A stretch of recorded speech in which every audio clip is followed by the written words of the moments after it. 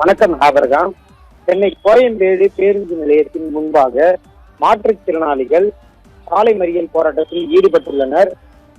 தமிழக அரசு வருவாய்த்துறை மூலமாக சாதாரண ஊனமுற்றோர் மாற்றுத்திறனாளிகளுக்கு 1500 ரூபாய் உதவித்தொகையானது வழங்குகிறது.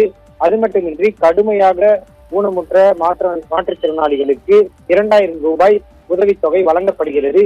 இதனை 6000 ரூபாயாக உயர்த்தி வழங்க வேண்டும் என மாற்றுத்திறனாளிகள் தரப்பில் கோரிக்கை முன்வைக்கப்பட்டுள்ளது.